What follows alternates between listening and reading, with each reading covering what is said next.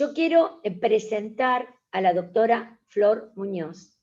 La doctora Muñoz es profesora asociada de Pediatría e Infectología en el Baylor College of Medicine. Es directora del programa de trasplante en el área de enfermedades infecciosas en el hospital, en el Children's Texas Hospital of Houston.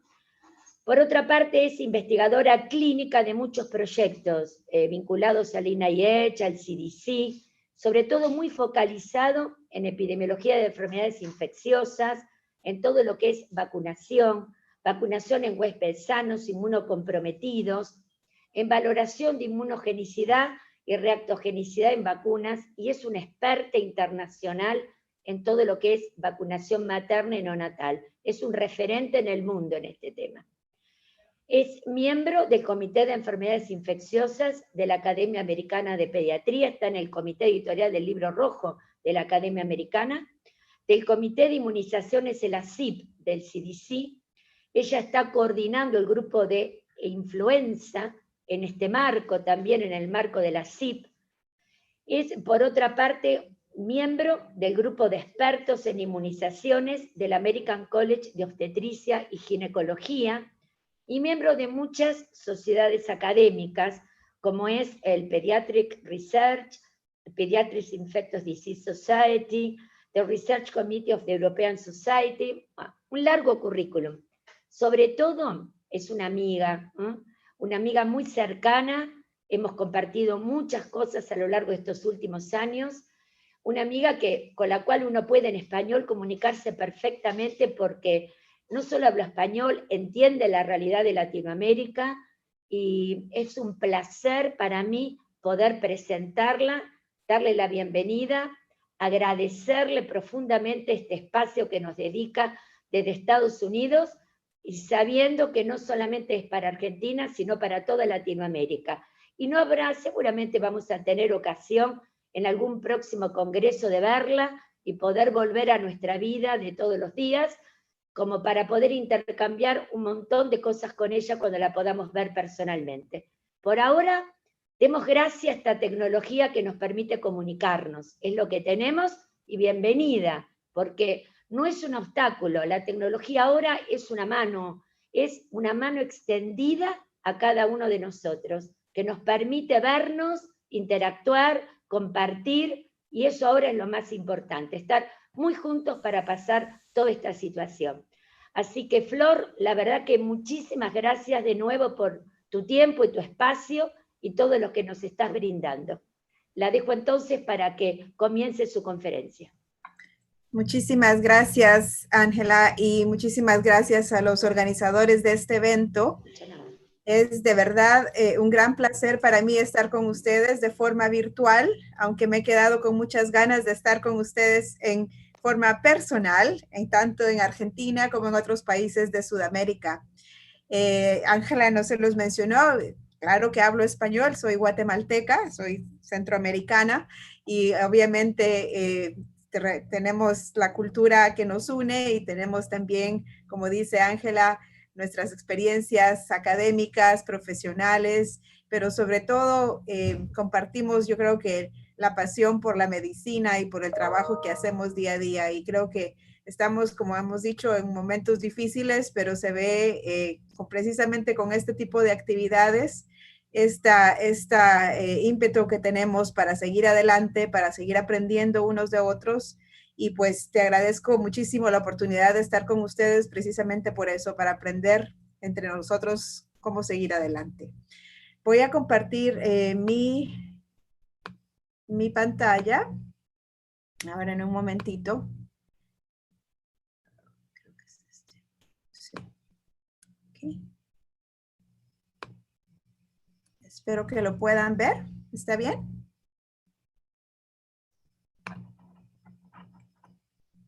Ok. ¿Sí ven la pantalla? Sí, perfecto, Flor. Muy bien, gracias. Nada más para estar segura. Bueno, y también les hago una advertencia que tengo algunas diapositivas en español y otras en inglés, simplemente porque no me ha dado tiempo de terminar de traducirlas todas, pero obviamente vamos a conversar en español durante toda la plática. Y quiero hablar esta mañana acerca de inmunización materna y neonatal en tiempos del COVID-19. Acá vamos a hablar hoy de cómo vamos con la pandemia, cómo la pandemia realmente afecta a la mujer embarazada y al neonato. Quiero compartir con ustedes algunas de las recomendaciones que, como sabemos, han sido cambiantes, que da la OMS, el CDC y la Academia Americana de Pediatría, y también hablar de tratamiento y prevención, específicamente en mujeres embarazadas y neonatos y qué opciones podemos tener. Acá les muestro la foto del Centro Médico de Houston, en donde yo laboro. Muchos de estos edificios que ven acá al frente son Texas Children's Hospital. Yo estoy acá en este edificio en este momento y como ven es un monstruo grandísimo de atención médica. Y la noticia que ha circulado esta semana es que nuestro hospital pediátrico ahora está atendiendo pacientes adultos debido a la pandemia.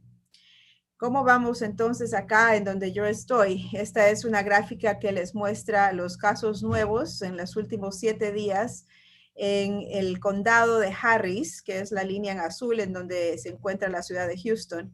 Y vemos de que tuvimos inicialmente un pico que pensábamos que fue el pico mayor en abril, y luego se han relajado las medidas de distanciamiento social y pues estamos viendo este aumento radical de los números de casos. Y como les digo, ha resultado en que tenemos ya necesidad de empezar a ver cómo atender a los pacientes, igual que se ha visto en todas partes del mundo. Esta es una proyección que compartió el centro médico, el Texas Medical Center, en donde están los diferentes hospitales, como les mencionaba, no solo está Texas Children, sino que de adultos también. Y acá estamos ahora y vemos de que en cuestión de algunos días, más o menos en unos 15 días, se piensa que si no hacemos algo vamos a sobrellevar por encima la capacidad que tenemos en cuanto al número de camas y atención que le podemos dar a los pacientes. De tal forma que, así como ustedes, en muchos sitios acá en los Estados Unidos, desafortunadamente, junto con Brasil, Estados Unidos es uno de los países que ha tenido el mayor número de casos y el mayor impacto del COVID-19. Vamos a hablar entonces acerca de la madre y el recién nacido, porque vemos como un momento tan especial y tan lindo y que realmente es único en la vida de las mujeres, que es dar a luz y tener un bebé. Ha tenido que ser afectado y ha sufrido por la pandemia también. Pasamos de una situación muy normal como esta a una situación en la cual las madres incluso no pueden ver a su recién nacido, a su bebé, tienen que verlo desde una pantalla. El bebé tiene que ser protegido de una forma muy especial en contra de infección, sobre todo cuando aún no conocemos cuál es realmente la patogenicidad de esta infección, cuál es el comportamiento de la historia natural que tiene en una población potencialmente susceptible como la madre embarazada y el neonato. Entonces, creo que un mensaje importante que vamos a ver es que este conocimiento ha ido evolucionando y por tanto las recomendaciones van evolucionando también. ¿Qué sabemos? Sabemos que las madres embarazadas pues parece que realmente no se afectan más que la población general o en mayor severidad. Esto es diferente, por ejemplo, a la influenza, en donde influenza sabemos que las mujeres embarazadas, sobre todo en el tercer trimestre, tienen mayor riesgo de complicaciones. Sin embargo, se han reportado casos en madres embarazadas, sobre todo el tercer trimestre, que se presentan con neumonía, fallo respiratorio, como ven, complicaciones del embarazo mismo, como eclampsia, síndrome de sepsis e incluso mortalidad. Nuestro hospital incluye un edificio completo de atención materno-infantil con medicina fetal y demás. Y tenemos pacientes, como les decía, que estamos aumentando el número de casos que han requerido intubación, han requerido que se termine el embarazo antes para evacuar el feto y salvar la vida de la madre. Entonces hay casos que se han sido complicados. Los infantes de menos de 12 meses de edad, según vemos los datos en diferentes países, diferentes lugares, parecen tener mayor riesgo de hospitalización, pero no necesariamente de mortalidad. Eso lo vemos en pediatría más que todo en los adolescentes. Pero hay neonatos, de nuevo, casos que se han reportado con fiebre, letargo, rinorrea, problemas respiratorios y gastrointestinales y también que no pueden comer bien. Sin embargo, sabemos que la mayoría de reportes que se han hecho en casos de neonatos son niños asintomáticos con enfermedad leve y que se han recuperado completamente sin complicaciones. Algunos muy raros en los cuales ha habido ventilación mecánica y también otras complicaciones. Entonces, eso es lo que vemos en general. Lo que voy a hacer ahora es hablarles un poquito de cómo evolucionaron la información viniendo de China, sobre todo en cuanto a saber qué pasa con los recién nacidos.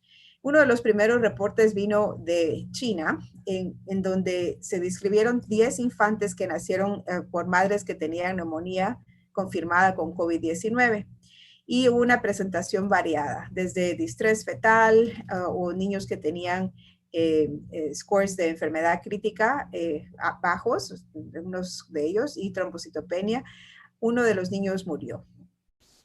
El problema con esta descripción inicial es de que a todos estos niños que se les hizo prueba de hisopado nasofaringio para detectar el virus, fueron negativos. Y no se sabe realmente si la presentación que se reportó en este caso fue debida al COVID-19 de la madre o si los niños tuvieron infección. Uno de los primeros reportes, pero no estaba muy clara si hubo transmisión vertical antes de nacer o después de nacer.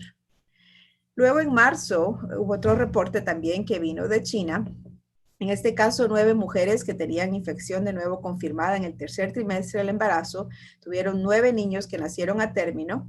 A todos los niños que se evaluaron, en este caso 6 de los 9, por hisopado o por prueba de PCR en el líquido amniótico, sangre de cordón, como les muestro ahí, o incluso leche materna, todos fueron negativos, aunque la madre estaba confirmada con infección.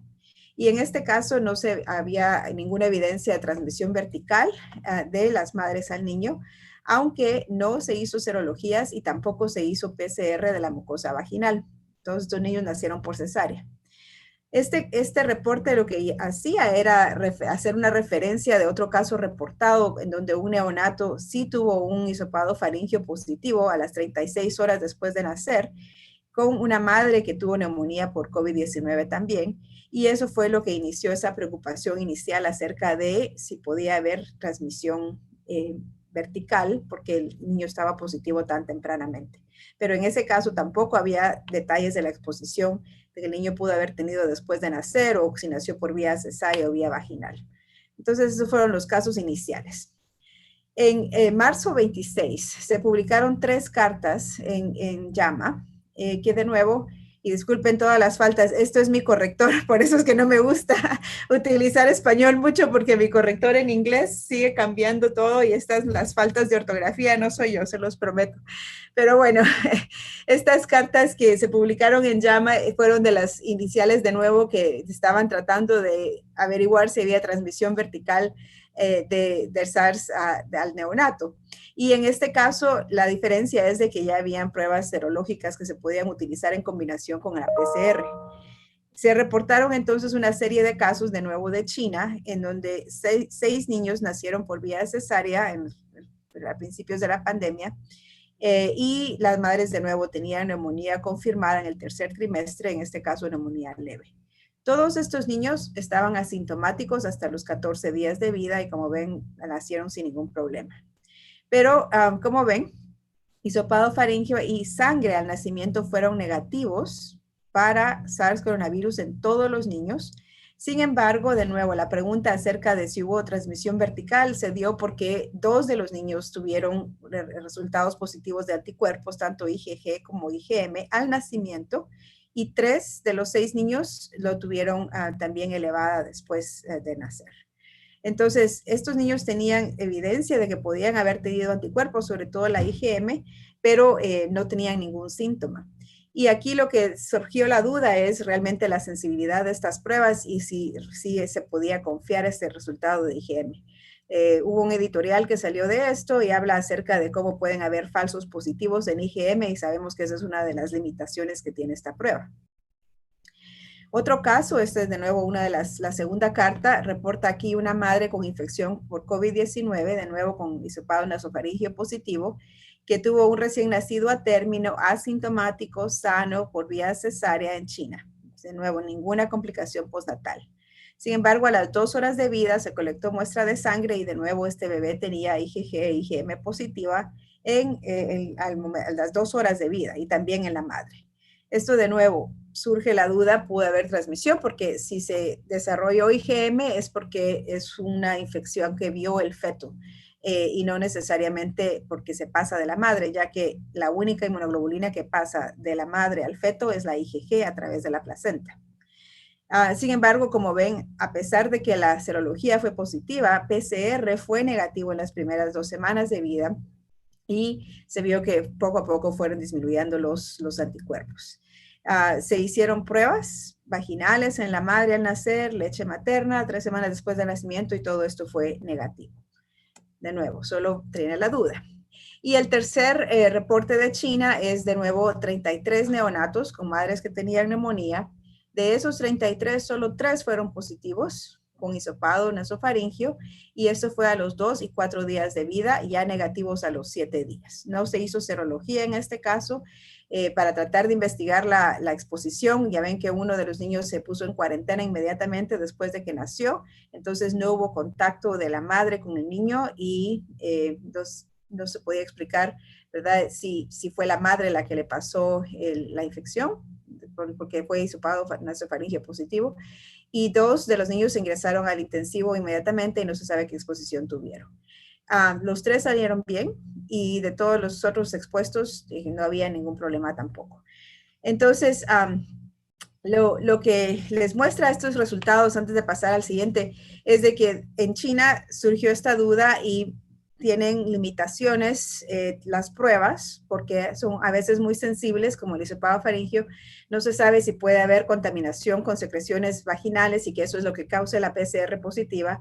Y también hay limitaciones en los resultados de los anticuerpos, ¿verdad? Falsos positivos. Este estudio es otro que de nuevo trata de ver este problema ahora en Italia. Y en Italia, en este hospital, en Bergamo, también desde marzo a abril, de forma rutinaria, todas las madres y recién nacidos recibieron un hisopado nasofaríngeo al llegar a dar a luz. Y en este caso también se evaluó la placenta con PCR y con RNA detectado a través de hibridización in situ en los tejidos de la placenta. Y como ven, cuando vieron estos, encontraron 22 mujeres positivas y solo 2 de los 22 neonatos fueron positivos para el SARS coronavirus. Acá les muestro un poquito más en detalle, nada más para que vean cómo hicieron esto, porque es el único estudio que ha visto de nuevo evidencia de que puede haber detección del virus en la placenta. La madre en el primer caso tenía fiebre, tos, fue positiva a las 37 semanas de gestación, fue parto vaginal, el recién nacido de peso normal, ningún problema, el hisopado fue positivo al nacer a las 24 horas y a los 7 días, pero el niño permaneció asintomático. La madre utilizó mascarilla quirúrgica en el momento de dar a luz y no tuvo ningún contacto con el recién nacido. Entonces, ahí es en donde está la duda, sobre todo porque en la placenta, estas son figuras de la placenta y en esta última se muestra de que se puede detectar las proteínas del virus a nivel del lado fetal de la placenta y que había también intervillositis crónica con infiltración de macrófagos, indicando que podía haber infección placentaria. Y el segundo caso también muy similar, madre con fiebre y tos, todo típico de coronavirus, positiva a las 35 semanas, distrés fetal, el bebé nació por cesárea. Fue un neonato de peso normal para su edad, ninguna complicación y de nuevo negativo al nacer, pero positivo a los 7 días y permaneció asintomático. Separaron a la madre del niño sin ningún contacto y se encontraron los mismos hallazgos con evidencia por inmunohistoquímica de que había el virus en la placenta. Entonces acá Lo que ellos también hicieron es que compararon estos dos casos, el caso 1 y 2, con dos casos control en donde tenían una madre positiva y neonato negativo, o los dos fueron negativos.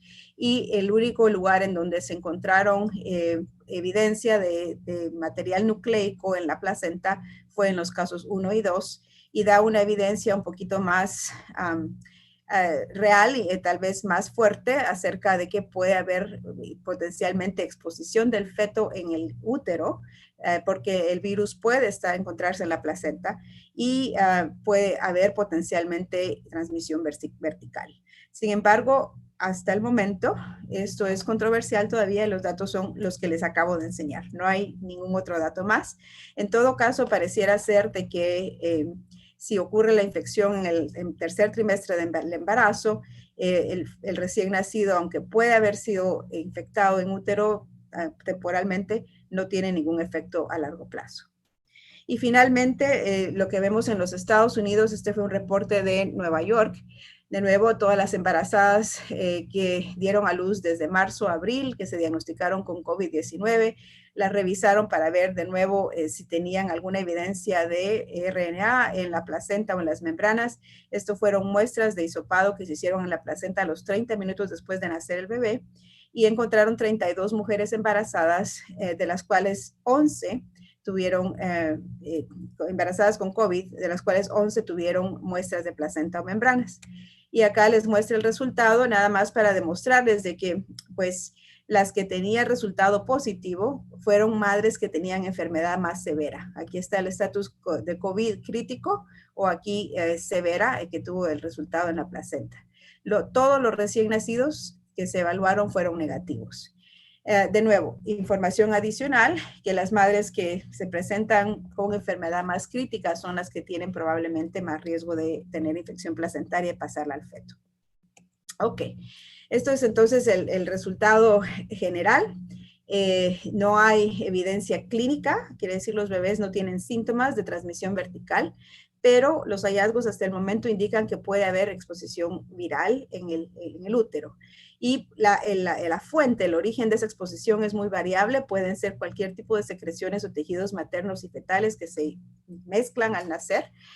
Puede ser sangre materna, líquido amniótico, membranas fetales, secreciones vaginales.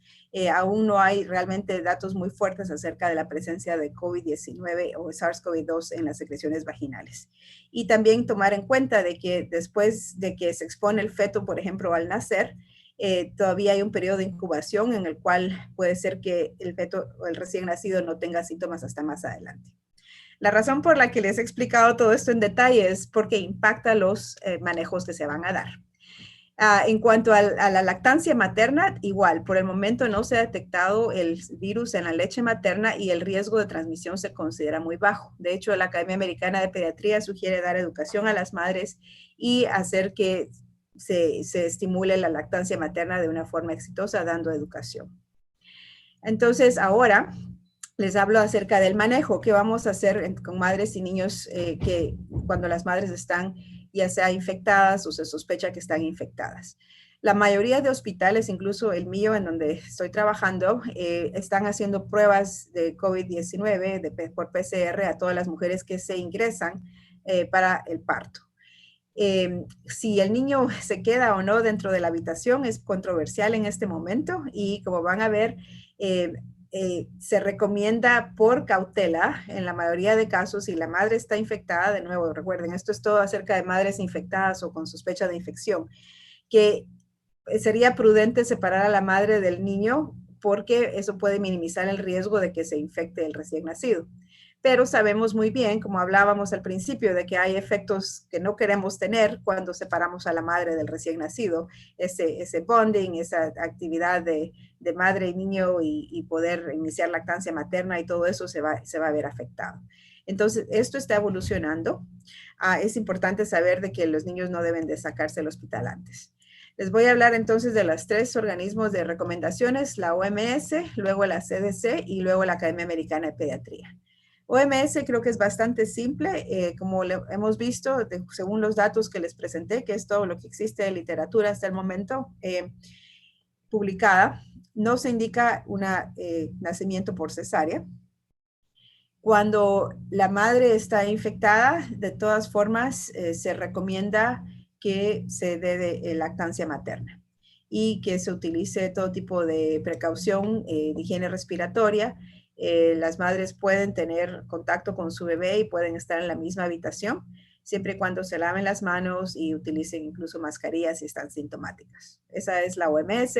El beneficio de la lactancia materna es grande. Esto tiene bastante texto, pero se los voy a resumir. La recomendación del CDC de los Estados Unidos es que se deben de evaluar con pruebas de PCR, de hisopado nasofaríngeo, orofaríngeo o nasal, a todos los recién nacidos que nacen de una madre que tiene ya sea COVID confirmado o se sospecha que puede tener infección. No se recomienda el uso de pruebas serológicas para diagnosticar infección en el recién nacido. Esto es más que todo en estudios de epidemiología. Pero ya sea que el niño esté sintomático o asintomático, se debe de evaluar. Esto es relativamente controversial y he estado escuchando mucho de los pediatras porque me dicen de qué sirve hacer esa prueba al recién nacido si de todas formas el recién nacido está bien, asintomático. Entonces, como ven acá, el CDC dice que se debe de hacer la primera prueba a las 24 horas de vida y luego otra prueba a las 48 horas. La razón de hacer esto surge de esa preocupación de que pueda haber infección en el momento del nacimiento y saber si el niño está positivo o no le puede ayudar al pediatra a decidir qué hacer con el niño en cuanto a aislamiento, vacunas, tratar de ver quién lo va a cuidar, etcétera. Entonces, como la mayoría de niños ahora sabemos que están asintomáticos, es posible y que están bien y que se vuelven negativos rápidamente, es posible que esta recomendación cambie. Pero de nuevo, la separación de la madre y el niño, el CDC la recomienda para reducir transmisión al neonato, sobre todo si la madre está asintomática.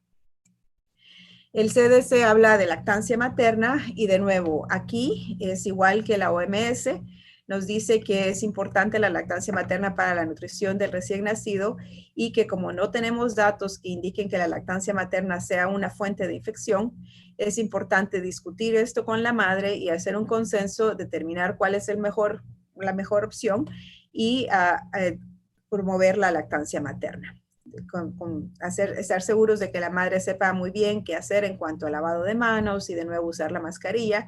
Incluso si la madre está muy enferma o tiene preocupación de infectar al niño, también se recomienda que se exprese la leche materna y que se la dé otra persona.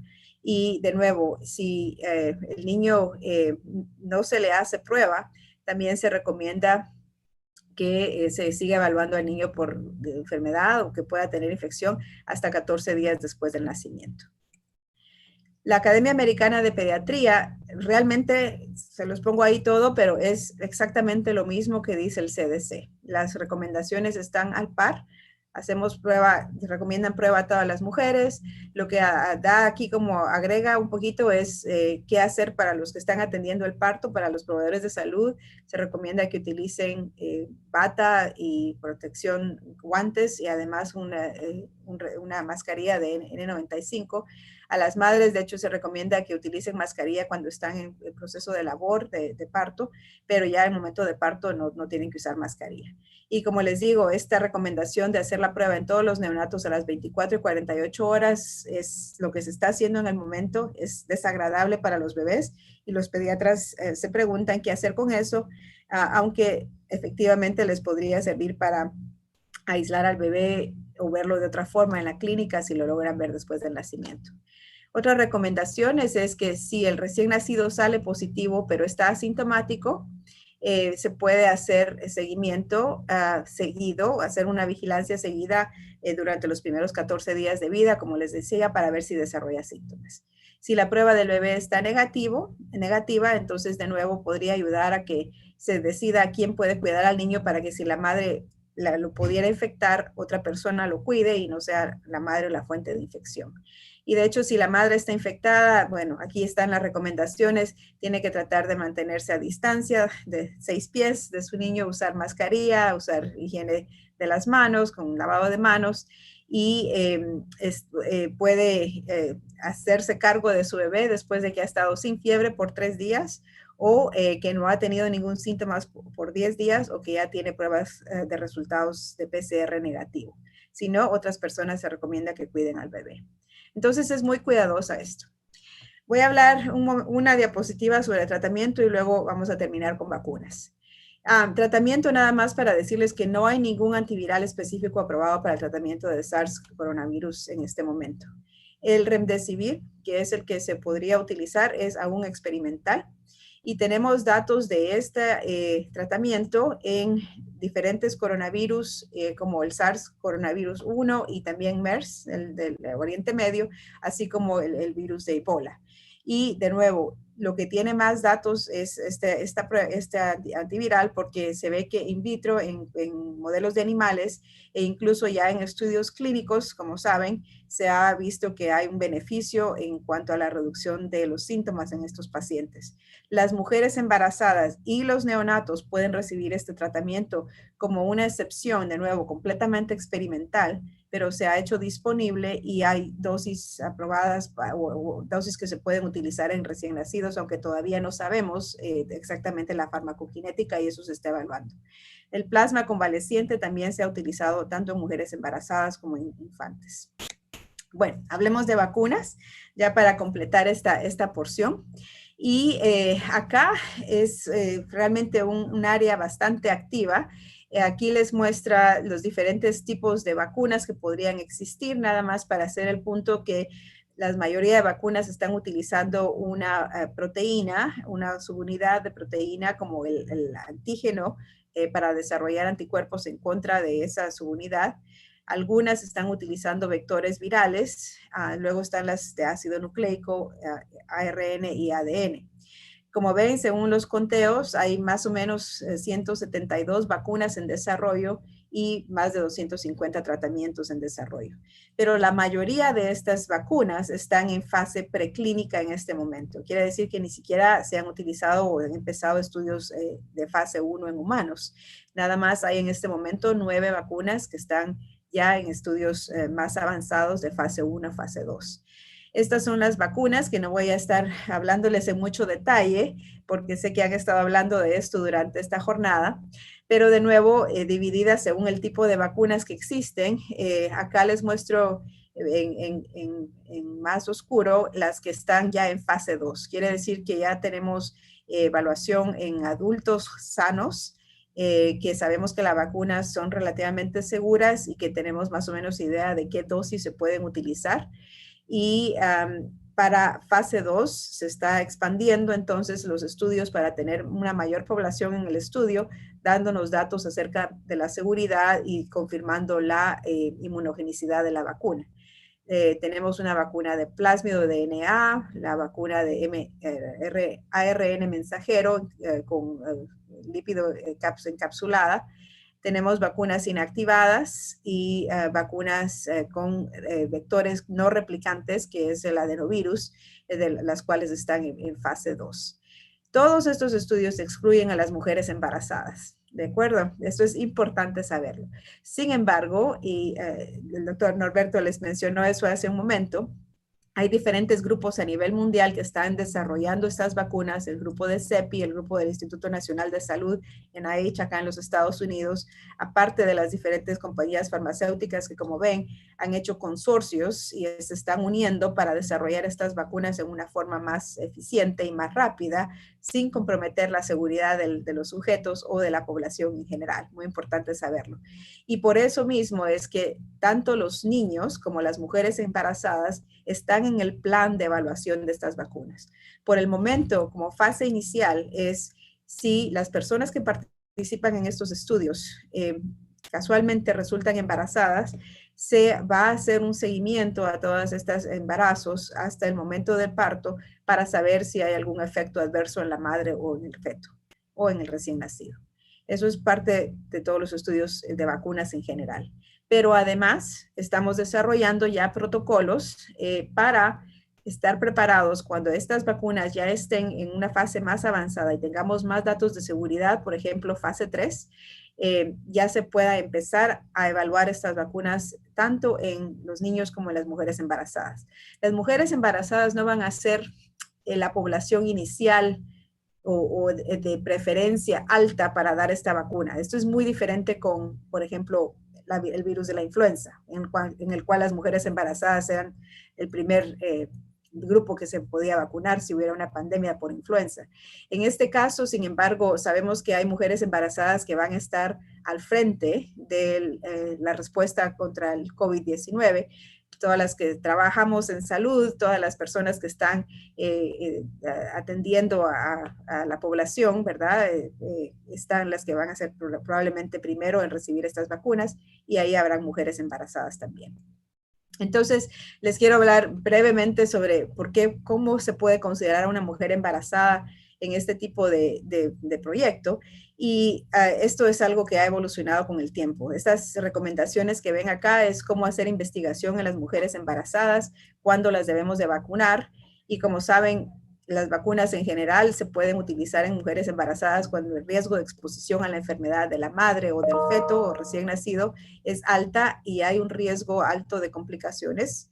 Y tenemos una vacuna que pueda ser segura, que no cause mayor daño. Y luego vemos el balance del riesgo de la enfermedad, que puede ser grande, como hemos visto, o el riesgo de la vacuna, y balancear eso para decidir si se puede utilizar la vacuna o no. El hecho de hacer investigación en mujeres embarazadas no es nada nuevo. Les pongo aquí una de las epidemias más importantes que hemos tenido con la historia de la humanidad, que fue la viruela, y casos de mujeres infectadas que tenían recién nacidos, que probablemente no tenían infección, de hecho tenían anticuerpos de la madre, pero definitivamente desde que se utilizó la vacuna de la viruela, se utilizaba en mujeres embarazadas porque era mayor el riesgo de tener complicaciones y morir por la viruela que por la vacuna, aunque fuera una vacuna viva inicialmente.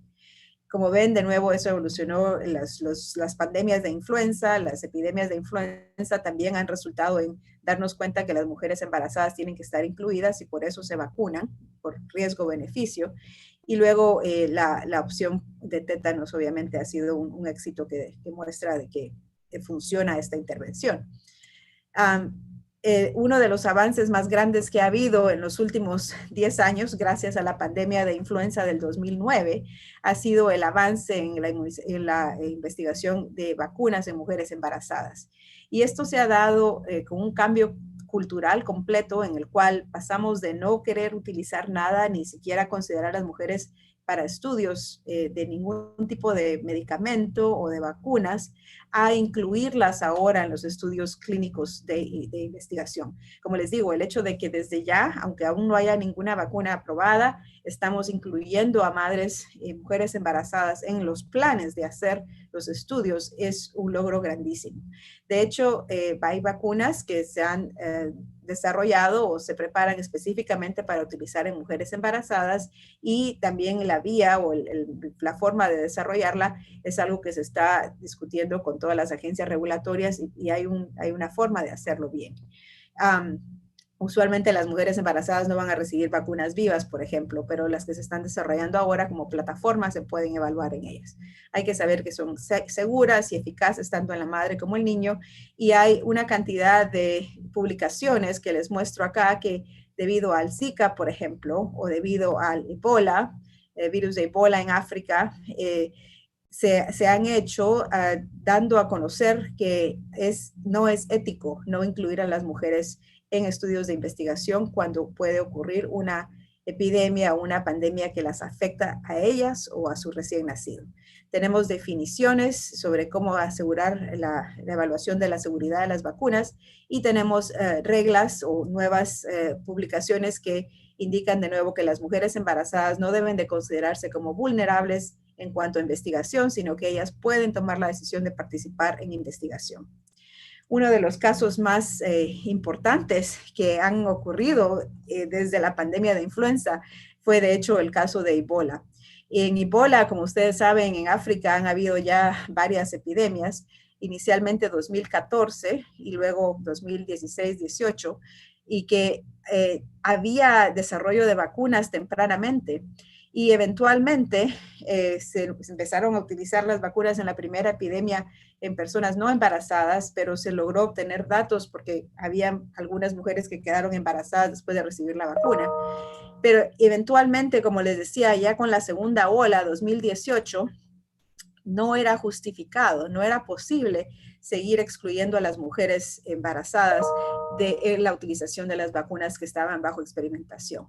Entonces, se aplicó y desde ahora sigue la epidemia, pero se está utilizando esta vacuna en mujeres embarazadas a partir del febrero de 2019, porque la mayoría de mujeres, dice 90%, pueden tener ya sea mortalidad ellas o efectos adversos y la mayoría de ellas pierden a su feto.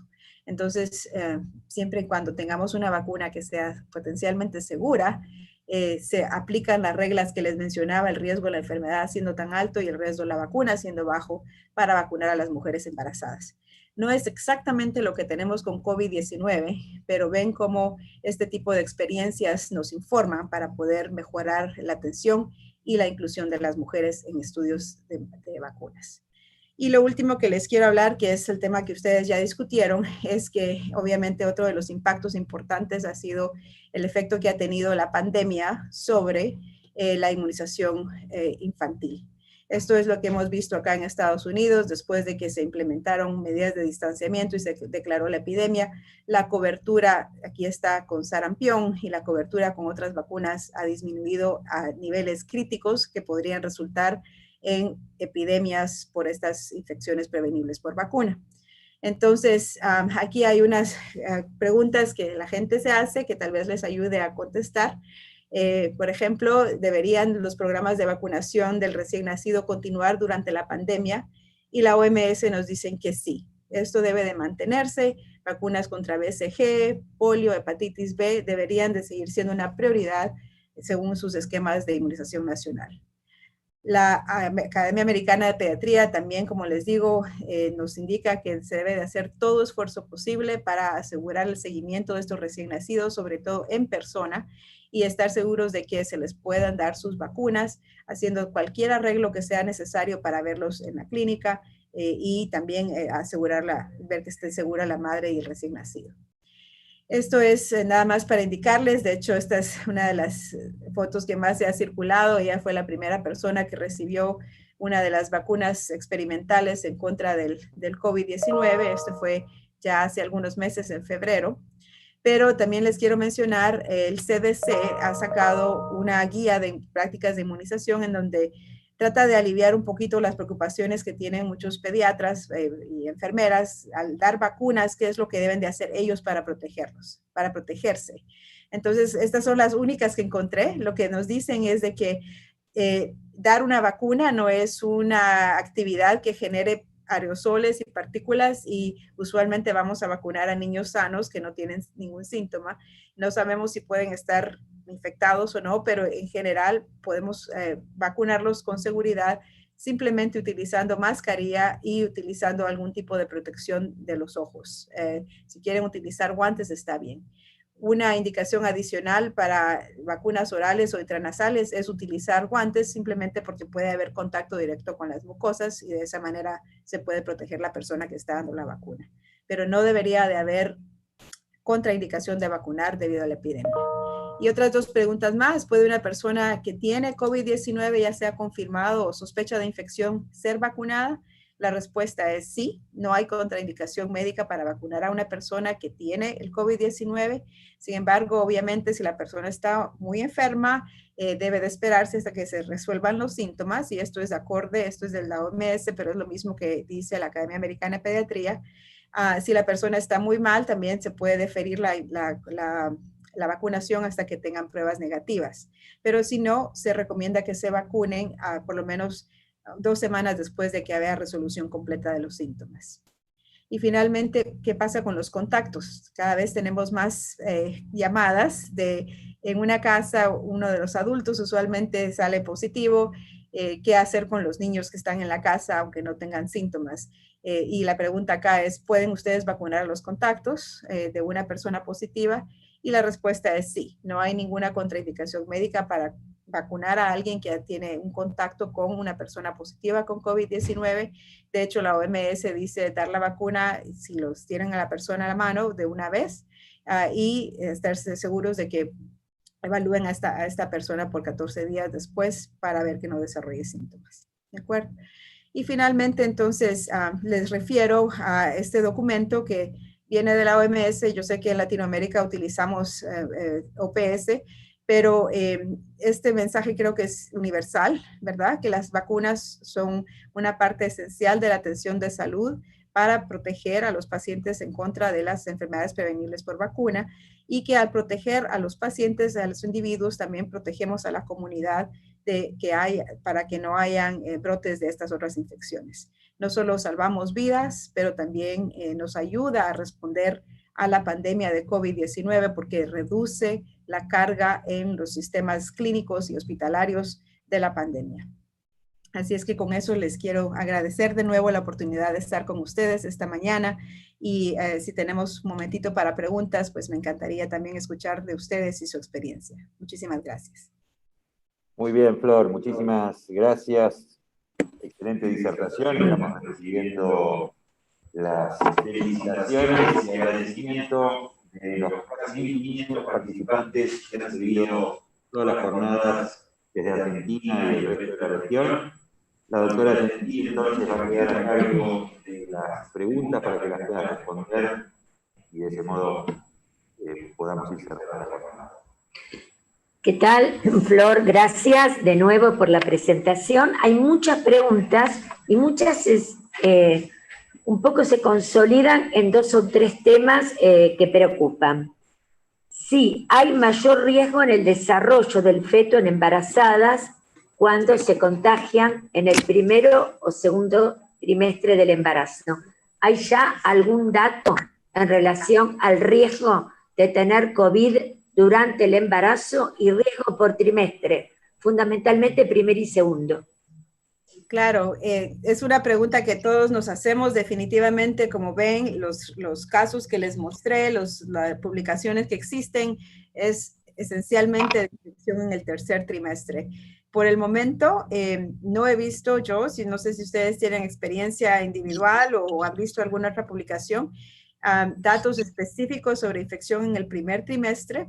De hecho, es posible que las mujeres embarazadas puedan tener una infección como el resto de la población relativamente leve y que no tengan complicaciones.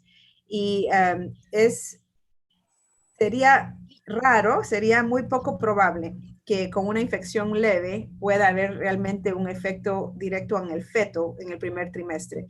Porque aunque sabemos de que este virus es no solo respiratorio, sino que se puede encontrar en otros tejidos, eso usualmente va a ser cuando hay una enfermedad mucho más crítica, como les mostraba, como en los casos en donde se encuentra el virus en la placenta, son las mujeres que tienen enfermedad más avanzada y tienen ya efectos multisistémicos.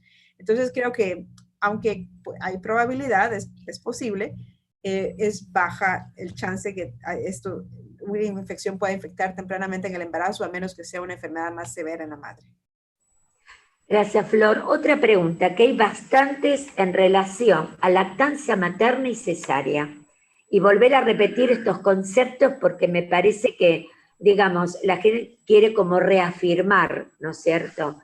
Riesgo o no de lactancia materna, lo que ustedes hacen en la práctica, aparte de las recomendaciones en la vida de todos los días, y con respecto a cesárea o parto por vía baja, ya no solo por el recién nacido en cuanto a su riesgo, sino también por el equipo de salud en cuanto a la posibilidad de aerosolización en alguno de estos procedimientos en contacto con la embarazada.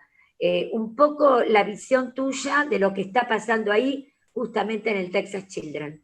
Claro, claro que sí. Empezamos entonces con la forma de parto. Realmente, como les decía, no hay indicación de hacer cesárea por simplemente que la madre tenga infección o para proteger al feto. No es igual, por ejemplo, con herpes. En herpes uno piensa en hacer cesárea cuando hay infección en el momento del nacimiento, en el paso a través del canal vaginal. En este caso, lo que estamos haciendo y lo que vemos, como les decía, es de que como hacemos prueba para todas las mujeres que vienen a tener atención de parto, con una prueba sensible que es el PCR, eso sí la van a utilizar, yo les recomiendo PCR porque tiene una sensibilidad de más de 90% si se la están haciendo bien. Eso les deja la probabilidad de saber quién está infectado y quién no, y decidir qué hacer con la madre. Entonces, una madre que sale negativa va a tener una experiencia de parto normal, va a estar en su habitación. Si tenemos restricciones de cuántas personas pueden estar en la habitación, a una persona nada más, no es como antes que toda la familia está ahí en el momento del parto, sino que una persona nada más, aunque la mamá esté negativa. Y bueno, no hay ninguna precaución, sin embargo, ya ven que todo es normal. Dependiendo del tipo de parto, el niño va a salir como debe de salir. Cuando la madre sale positiva, eso lo que ayuda es a hacer medidas de aislamiento. Entonces, ya esa madre no puede salir de su habitación, por ejemplo. Ya esa madre va a tener que utilizar mascarilla durante todo su proceso de labor de parto. En el momento de dar a luz, si está en parto vaginal, no se le exige que utilice mascarilla. La preocupación para el personal de salud es de que es un momento en donde puede haber de nuevo mucha exposición a secreciones. Entonces, el personal de salud sí debe utilizar, con ese conocimiento de que la PCR está positiva, todo el equipo necesario. Mascarilla N95, protección de ojos, guantes, bata, ¿verdad? Para protegerse mientras está atendiendo el parto y antes cuando tenga contacto con la madre. Esa es la gran diferencia de tener el PCR, pero las únicas veces que hemos visto que hay necesidad de hacer una cesárea es cuando compromete la salud de la madre y se está haciendo, por ejemplo, como cuando hay una preeclampsia, eclampsia y hay que evacuar el útero para ayudar a la madre. Esas son las únicas situaciones, si no, no se hace. Y luego, en cuanto a la lactancia materna, de nuevo, si la madre tiene una infección asintomática, que es la mayoría de lo que vemos, ¿verdad? Se hace la prueba y salen positivas, pero no han tenido ningún síntoma. O si tiene incluso síntomas leves y sale positiva. La probabilidad de que haya virus en la leche materna es muy, muy baja porque implica que tuvo que haber viremia y el virus llegar a la leche materna. Entonces, simplemente en las madres que sí están más graves, ahí es donde se aplica esa precaución que les decía que incluso se tiene que separar la mamá del niño y probablemente considerar que alguien más le dé la leche, pero incluso en ese momento sacar la leche y que no tener contacto directo es una opción. En general, para ser conclusivos en esta recomendación, es que se debe de promover la lactancia materna. No se debe de prevenir que la madre deje de dar de mamar, o si ella quiere alimentar a su recién nacido, se le puede explicar y obviamente hablar sobre cualquier duda que tengan y las medidas que tienen que hacer para prevenir la infección, porque es más probable que se infecte por contacto de secreción nasal que por la leche materna. ¿De acuerdo? Y coincidimos totalmente acá en la Argentina, tanto las normas del Ministerio como de la Sociedad Argentina de Pediatría promueven la lactancia materna, promueven el parto por vía baja y con las mismas recomendaciones, y realmente hay toda una movida que no se deje de dar lactancia materna porque realmente es muy importante en el seguimiento, así que ratificar estos conceptos es realmente muy importante, Flor. Hay algunas dudas, o por lo menos algún comentario que merezca una reflexión de tu parte. ¿Qué pasa? ¿Por qué hay tanta afectación, por qué hay tan poca afectación en los recién nacidos, hijos de madres positivas?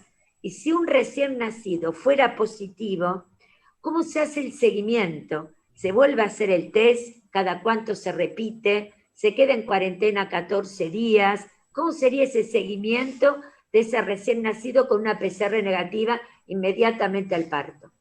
Sí. ¿Por qué salen positivos? Y como ven, la mayoría de recién nacidos, como tenemos esa política de que todos los recién nacidos de una madre positiva, acuérdense, no es vamos a hacer la prueba a todos, pero a los que tienen una madre que es positiva, a esos niños sí se les hace su prueba a las 24 horas y luego a las 48 horas. No hay que dejar que se queden en el hospital solo para esperar la prueba. Si nada más hacen una, pues una nada más. La razón por la que se hace a las 24 y luego 48 horas es porque de nuevo existe la posibilidad de que si sale positiva, no es porque el niño esté infectado, sino que puede ser por las secreciones vaginales que todavía pueden estar presentes en las vías respiratorias del recién nacido. Y repetirlo lo que implica es de que si sale negativa la segunda es de que fue una como colonización transitoria por las secreciones vaginales, sino que el recién nacido está infectado. Sin embargo, como vemos, a pesar de tener esa política, y es lo que les mencionaba, lo que hemos escuchado de los pediatras, es que a todos estos niños que se les hace prueba, la mayoría, a pesar de que la madre estaba positiva, los recién nacidos van a ser negativos. Es muy raro que el recién nacido salga positivo. Y los casos que les mencioné es lo que sabemos, de que aunque salgan positivos, parece que nada más lo tienen presente por unos días y luego se vuelven negativos. Entonces, ¿qué hacer en el seguimiento de estos niños? Si el niño está negativo, es un seguimiento normal, ¿verdad? Lo que están haciendo ustedes para ver a estos recién nacidos en la clínica o estar seguros de que todo esté funcionando bien en casa, lactancia materna y demás. Si el niño está positivo, lo que vamos a hacer es tener contacto más frecuente con esta familia.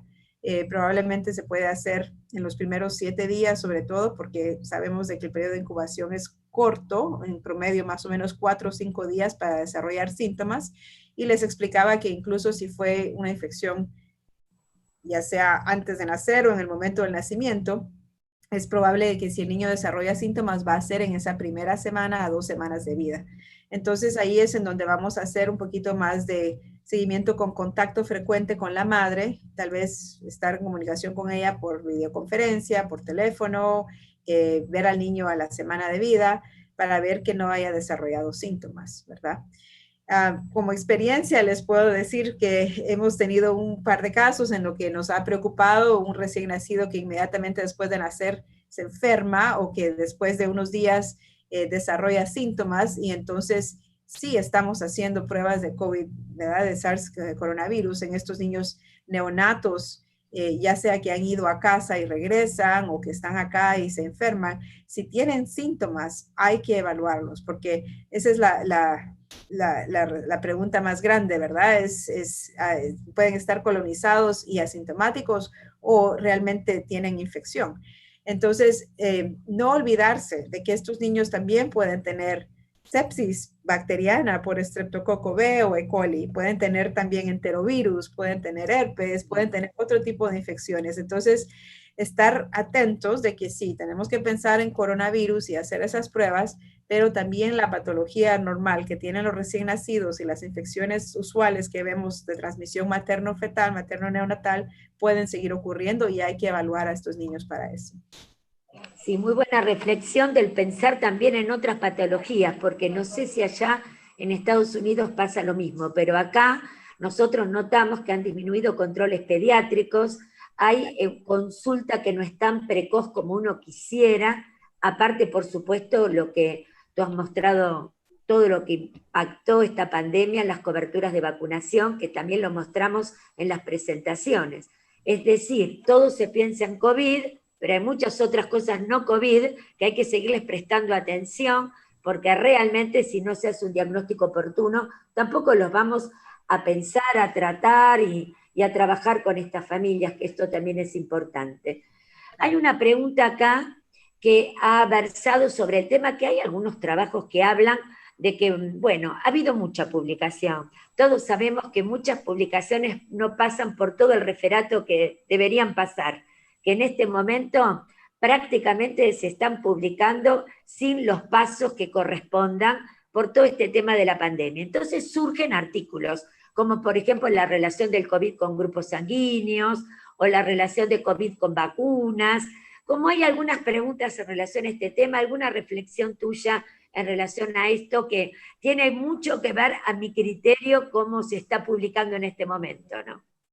Bueno, es todo, Ángela, es cómo se está publicando, pero también la competencia y la carrera esa que existe de las personas que quieren tener su nombre en un artículo, ¿verdad? O tener, ser los primeros en reportar algo y todo esto está evolucionando y tenemos que tener muchísimo cuidado. Pienso que las experiencias que estamos viviendo en cuanto a diferenciar lo que es la atención al paciente y nuestra responsabilidad, nuestra tarea diaria de atender al paciente con lo que sabemos, ¿verdad? Porque es un virus nuevo, sí, pero cómo se maneja un niño con sepsis, cómo se maneja una neumonía, cómo se maneja una enfermedad respiratoria más avanzada, todos esos conceptos generales son los mismos. Entonces, lo que nos hace falta va a ser obviamente tener una forma de tratar el virus directamente con antivirales, eliminar la progresión de la enfermedad y potencialmente entender mejor la patofisiología de este proceso inflamatorio que tenemos en algunos pacientes e intervenir de esa manera. Nos ha caído de muchas sorpresas, sobre todo al principio, ¿verdad? La historia de la hidroxicloroquina, cómo es tan fácil ser vulnerable por querer hacerlo mejor o por querer dar algo a los pacientes, adoptar, ¿verdad? Este tipo de cosas que se están propagando, vitaminas, antiparasíticos, antimaláricos, otros antibióticos, otro tipo de moduladores y esto. A veces no es que sea, es que sea porque uno no lo está pensando, entiendo que muchas veces uno quiere hacer con lo que pueda hacer algo por su paciente. Pero ahora es cuando tenemos incluso mucha mayor responsabilidad como médicos, como académicos, como investigadores, para ser críticos y para proteger al paciente, no hacerle daño y no caer en desesperación, porque hacemos esas cosas como último recurso, como desesperación, y no olvidarnos que sabemos manejar coagulopatía, sabemos manejar fallo respiratorio, sabemos manejar sepsis. Todo eso se sigue haciendo y el apoyo más importante es el soporte, ese apoyo médico que se le da a estos pacientes. Se puede, especialmente en pediatría, aprender mucho de lo que se está haciendo en los adultos. Y tenemos esa ventaja en este caso, que tenemos un poco más de tiempo para evaluar las medidas. Entonces es lo que les digo, tener mucha precaución, ser críticos, si tienen, ¿verdad? El acceso a un grupo multidisciplinario, trabajen en grupo, trabajen en equipo. Esto es algo muy importante, también hemos aprendido, tenemos que contar con nuestros intensivistas, infectólogos, inmunólogos, tenemos que contar con nuestros neumólogos, todos los que tienen conocimiento de este tipo de procesos y trabajar juntos. Esa es la mejor forma de abordarlo, discutirlo, estas conferencias, aprender, nuestra responsabilidad de educarnos y de no aceptar dogmas, estar siempre pensando, ¿verdad? ¿Por qué? Y criticar nuestras acciones, autoevaluarnos, todo con el paciente en mente. Muy buenas reflexiones y coincido totalmente, Flor. Y la última pregunta a esta excelente conferencia. Nosotros acá en Argentina estamos vacunando con vacuna influenza en embarazadas en los 3 trimestres y estamos vacunando con DPT pertussis acelular a partir de la semana 20 en cada embarazo. Lo hacemos a partir de la semana 20 porque precisamente queremos no perder la oportunidad porque mucha población vulnerable llega no siempre en momentos adecuados, a veces en periodo expulsivo. Entonces, aprovechamos cada visita, cada contacto para vacunar. Y realmente hemos tenido mucho impacto tanto en pertussis como en influenza. ¿Algo nuevo que nos quieras transmitir de estos 2 puntos en influenza, en pertussis? Algo sabemos de los estudios de impacto, conocemos todos los estudios que tú has hecho también, pero ver si hay algo nuevo que te parezca que valga la pena reforzar como último mensaje. Mire, Ángela, creo que vamos a aprender de ustedes. Acá estamos esperando la estación de la influenza hasta dentro de unos meses. Ustedes la tienen en este momento y de hecho no sabemos qué esperar, no sabemos qué va a pasar, sabemos que tenemos que vacunar a toda oportunidad este año, incluso más importante, una cobertura alta en todas las poblaciones que necesitan vacuna de influenza, porque eso, como les decía, puede ayudar a disminuir el impacto de COVID, pero también la carga en el sistema de salud. Así es que, de hecho, quisiera saber qué han visto. ¿Ya tienen ustedes influenza? ¿Han tenido alguna diferencia este año? No, nosotros te voy a dar un poco la experiencia del Hospital de Niños. Nosotros incluso todas las semanas publicamos un boletín epidemiológico para que toda la comunidad hospitalaria sepa exactamente qué pasa. tenemos un 70% disminuido más la internación de infección respiratoria aguda grave. No hay un solo caso de bronquiolitis asincicial respiratorio, cuando normalmente a la semana epidemiológica que estamos tendríamos 2 salas de internación totalmente completas, muchísimas consultas en guardia y la terapia completa, respirados los chicos. No es así, no tenemos circulación de influenza. Realmente ha habido, bueno, esto nos pasó en la gripe pandémica también, ¿no es cierto? Sí. En el 2009 la irrupción del virus H1N1 cortó la circulación del sincicial y lo mismo estamos viendo en este momento. Y en todo el país, incluso los datos del Instituto Malbrán también hablan un poco de la disminución drástica de circulación de virus respiratorios. Así que esto también son datos de Uruguay, son datos que hemos compartido en SLIPE, también lo hemos compartido con Chile, lo hemos compartido con los países de Latinoamérica, cómo ha cambiado la epidemiología en estos países con la irrupción de COVID, ¿no? Es algo realmente impactante. Impactante. Y puede ser efecto del distanciamiento social y estas medidas más que otra cosa, claro.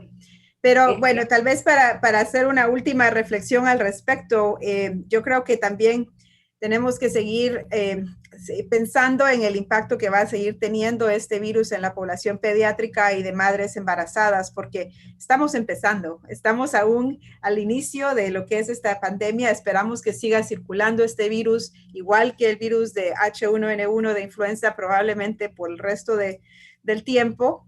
Y creo que aquí lo que nos corresponde es, ¿verdad?, adaptarnos a estas situaciones, no olvidarnos de que los niños se afectan en más de una forma. Puede ser, como les decíamos, no solo la enfermedad, esa unión que tiene la madre con su recién nacido, el hecho que los niños no estén yendo a la escuela, que no tengan ese intercambio social. ¿Qué efectos vamos a tener a largo plazo en nuestra población pediátrica y en las mujeres también a largo plazo por esta epidemia? Tenemos que estar al tanto de eso y estar siempre vigilantes y listos para prepararnos cómo atenderlas.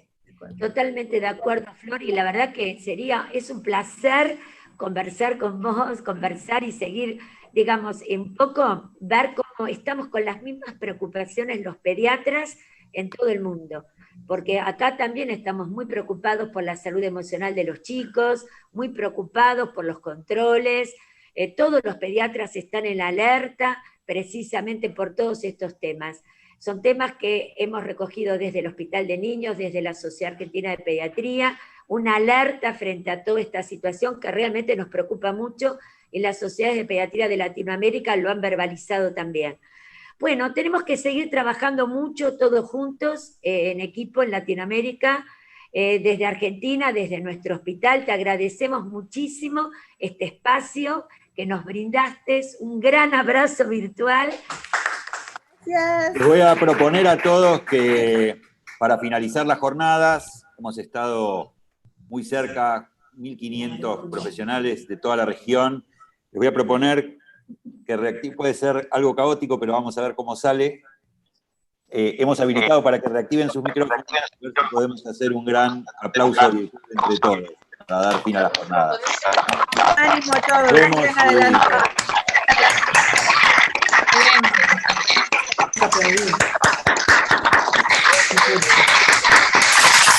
Gracias por participar.